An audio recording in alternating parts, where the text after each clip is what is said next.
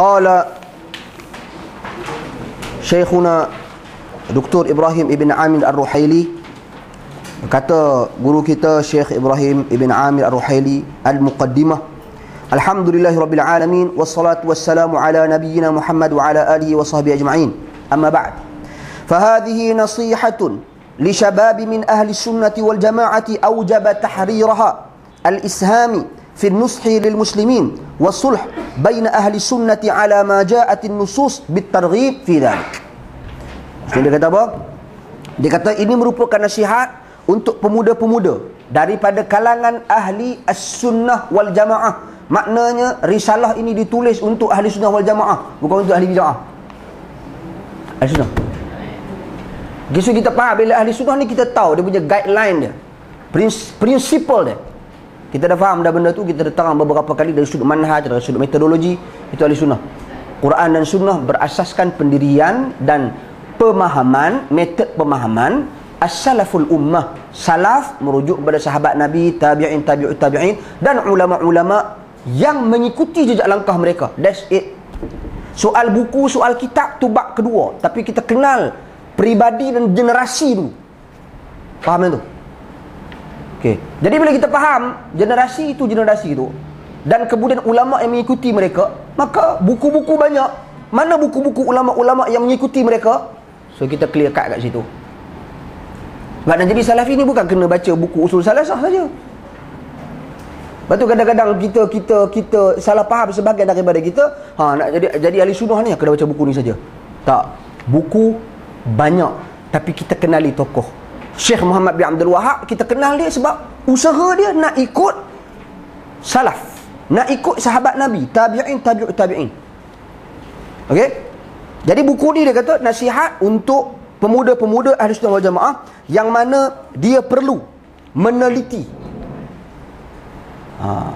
Dia perlu meneliti perkara-perkara ini, okey, untuk menasihati kaum muslimin. Fi nushi lil muslimin. Okey. Dan juga memperbaiki, memurnikan, memulihkan di kalangan ahli sunnah itu dengan sesuatu yang datang daripada nas-nas. Nas-nas ni sama ada Al-Quran ataupun as-sunnah. Okey, yang menyeru manusia ke arahnya, yang menarik manusia ke arahnya.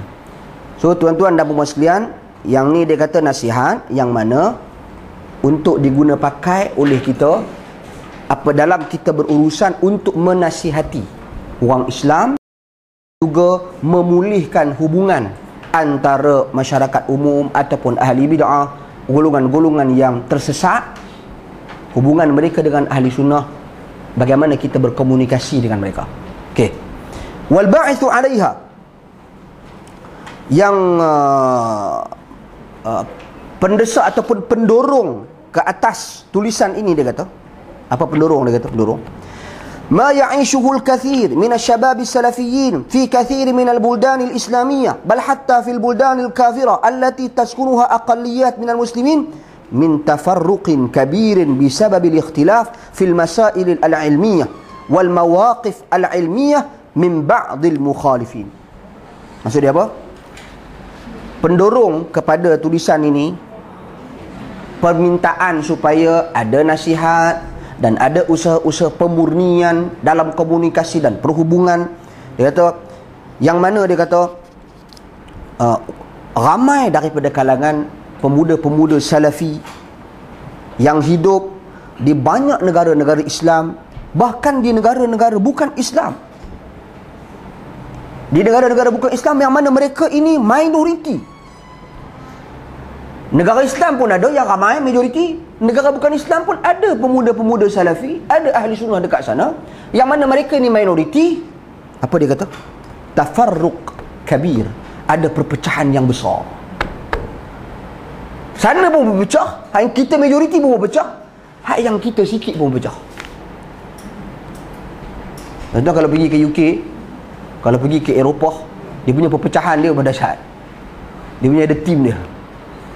Tim bla bla bla Birmingham ni dia punya lain, dia punya tim dia. Belah Canada dia ada tim dia lain. So dia macam-macam pecah. Itu negara kita minoriti. Di tempat kita majoriti Islam. Di Yemen, di Saudi, di Mesir pun berpecah juga. Okey, itu dia kata apa? Sebab apa perpecahan tersebut? Kerana perselisihan dalam masalah-masalah ilmiah dan pendirian ilmiah daripada sebahagian daripada golongan-golongan yang menyelisihi ahli sunnah dan salafi. So ini kita nak berurusan sama ada daripada kalangan kita ataupun daripada kalangan golongan di luar sana.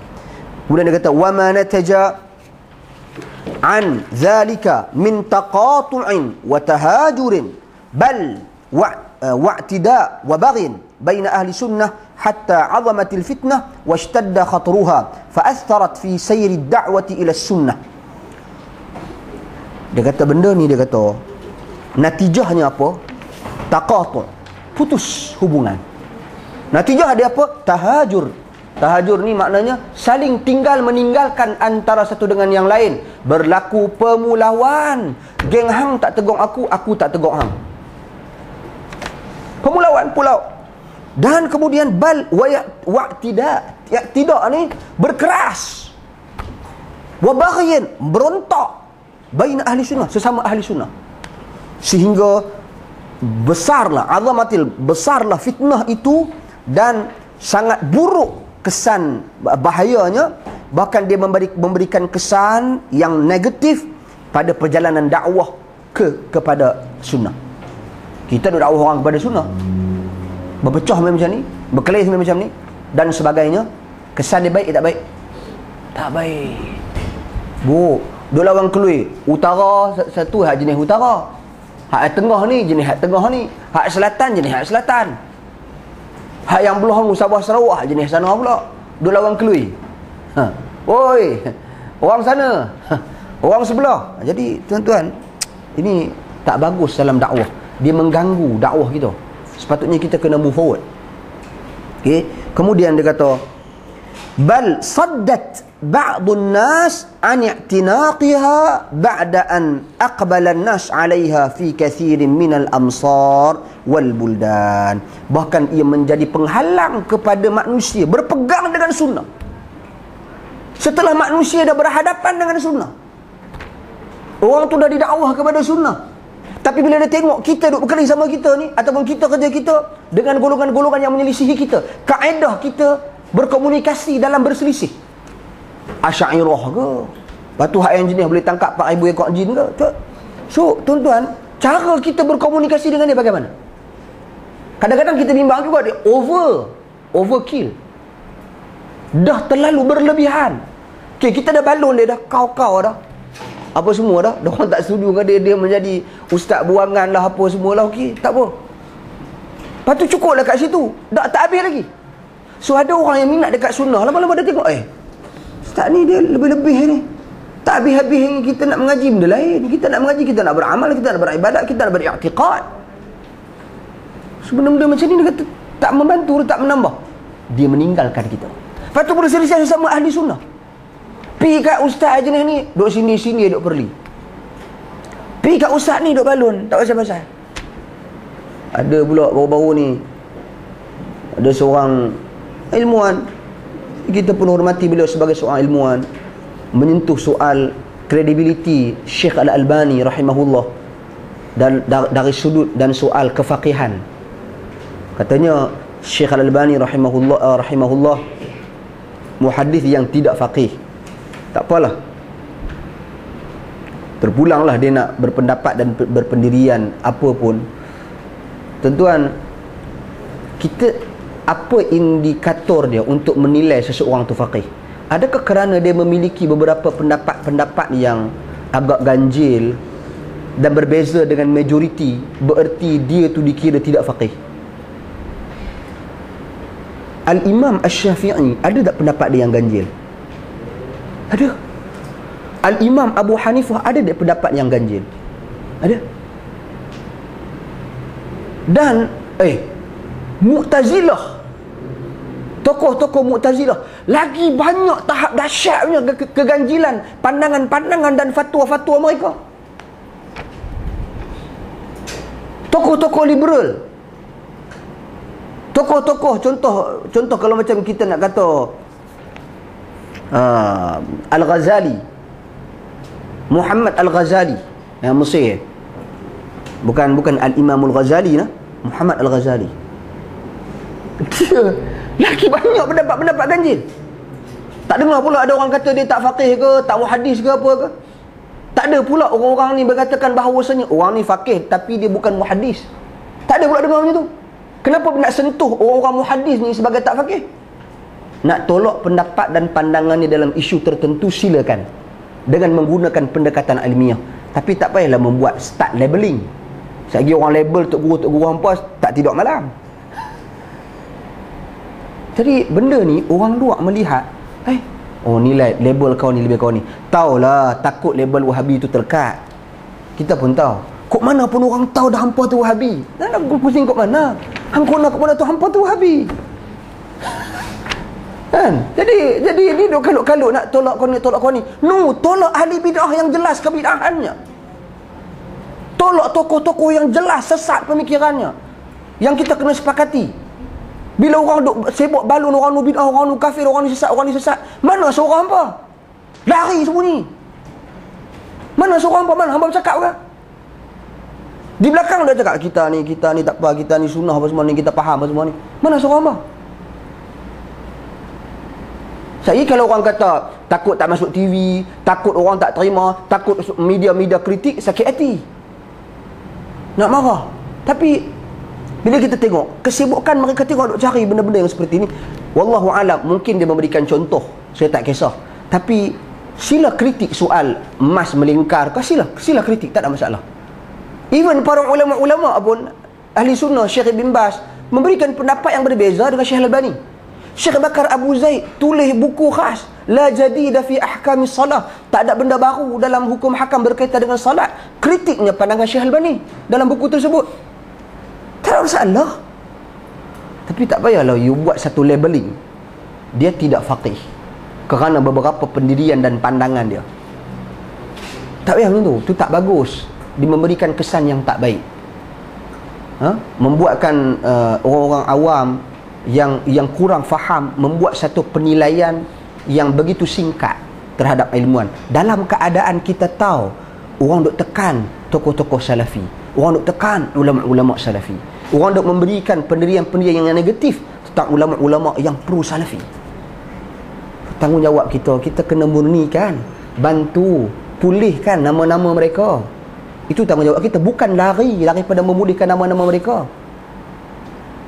Sebab tu saya cakap very clear. Bukan memang kita tak baca buku-buku, kurang membaca buku-buku Syekh Muhammad bin Abdul Wahab. Tapi tak perlulah kita kata bagi saya buku-buku ni tidak ada satu tahap pemikiran yang hebat. Dia biasa saja, tulisan-tulisan dia tak ada ni. Tak apalah, setidak-tidaknya dia telah membuktikan kejayaan pembentukan sebuah negara bernama Saudi. Hampa buat apa? Mana negara hampa bentuk hasil tulisan apa? Mana komuniti yang hampa mampu bina hasil tulisan-tulisan dan pandangan-pandangan apa? Hampa tak ada sumbangan lah, come on bro. Hampa tak ada apa. Betul hampa nak duk kutuk-kutuk nak kata sini. Tak payah. Cari fokus enemy kita. Siapa dia enemy? Siapa musuh yang sebenar? Sebab apa? Sebab benda ni dia akan mengelirukan penuntut-penuntut ilmu, pemuda-pemuda ahli sunnah yang mula nak belajar, yang mula main dekat, saat lagi dia mula sibuk mencari kesilapan dan kelemahan para ulama. Daripada hampir duk bentang buku Syekh Al-Albani rahimahullah, pandangan-pandangan yang mungkin kita berbeza pendapat dalam bab solat, kitab sifat solat Nabi dia, baik pergi bentang hak Saqaf tulis tu, kaji yang tu, P3T Saqaf dia tulis atas emosi sebab dia nak lawan dengan Syekh Al-Albani ya. Syekh Al-Albani dia tulis untuk mendekatkan manusia dengan sunnah. Bukti dia apa? Baca mukadimah dia. Dalam mukadimah sifat salat Nabi dia tulis panjang lebar tentang pendirian ulama-ulama fiqh menyeru manusia kembali kepada sunnah sekiranya pendapat bertembung dengan hadis Nabi. Jelas dia seru. Soal salah ijtihad di dalam penilaian hadis dan mungkin beberapa kefahamannya dalam teks hadis dilihat agak selari dengan pendirian mazhab Zahiri, dilihat dalam beberapa pendapat dia, tak semestinya kita nak buat judgement ke atas dia, tak boleh pakai buku dia, dia ni teruk dan sebagainya. Jadi itu benda yang saya kira kita salah sibukkan diri kita dengan sesuatu yang sebenarnya tak perlu pun. Jadi tuan-tuan, itu pandangan saya sikit. Kita sambung balik sini apa yang kita sebut di sini. Dia kata, dan wa ulakhis hadhihi an-nasiha fi an-nuqat at-taliyah sa'ila Allah ta'ala an yarzuqani fiha al-ikhlas fi al-qasdi was-sawabi fi al-qawli wa an yanfa'a biha man yattali'u 'alayha min al-muslimin. Dan aku ringkaskan nasihat ini pada nuktah-nuktah, poin-poin yang berikut, dan dalam keadaan aku mengharapkan daripada Allah Subhanahu wa taala agar memberikan, menganugerahkan kepada aku keikhlasan pada niatku dan juga ketepatan pada perkataanku, dan moga-moga mendapat manfaatlah bagi mereka-mereka yang meneliti tulisanku ini daripada kalangan kaum muslimin. Okey, clear. Ini mukadimah dia.